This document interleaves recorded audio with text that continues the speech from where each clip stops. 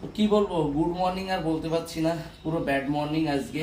সকালবেলা উঠে আমার মা পুরো লেপে রেখে দিয়েছে ঘরের ভিতরে। আমার মাকে 8টার সময় চান করেছি, সারা ঘা পরিষ্কার করেছি। ওই দেখো কোথায় বসে রেখেছে, ওই দেখো বসে বসে মুড়ি খাচ্ছে, দেখেছো? বসে বসে মুড়ি খাচ্ছে। আর ঘরের অবস্থা যা, একটা অলরেডি নাইটি অলরেডি পরিষ্কার করে দিচ্ছি, একদম নাইটি একটা। এই যাতে ছিল সব একদম ডলে ডলে পরিষ্কার করেছি, এই যা লেপ করে দিয়েছি। এখন ওই যে সারা যে অবস্থা, এখন করার কিচ্ছু নেই বস, পরিষ্কার তো করতেই হবে, না করলে রাখবো কি করে? আমার মাকে সুন্দর করে রাখার চেষ্টা করি সব সময় আমি। তো এটাও ফেলে ফেলেছি, না পারলে হবে না, সব পরিষ্কার করতে হবে। তার জন্য, বুঝতে পেরেছো? তো এখন এইগুলো আগে হালকা হালকা জল দিয়ে দিয়ে পরিষ্কার করব। তারপরে কি করব, পরে ঘরটাকে একদম সুন্দর করে ধুয়ে ফেলবো, না ধুলে হবে না। মিনতিদিও এসে গেছে যন্ত্রপাতি নিয়ে, মিনতিদির কাছে অনেক যন্ত্রপাতি আছে।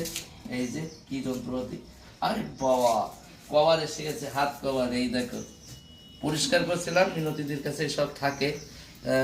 তো চলো এগুলো খুলে ফেলি।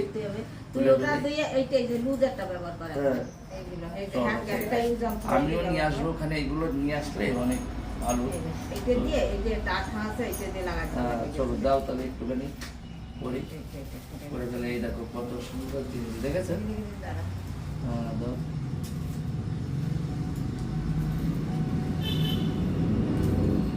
Thank you. এই দেখো,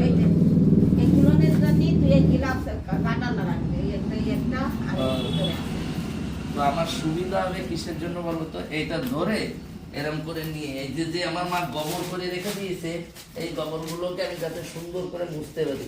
আগে হাতেই মুছছিলাম, আমার কোনো রকম লাগছিল না, আমার মায়ের গোবর তো এই জন্য কোনো রকম লাগছিল না। করতে তো হবে, পরিষ্কার না রাখলে হবে। এই ঘরে আমার মা থাকে, ঠিক আছে?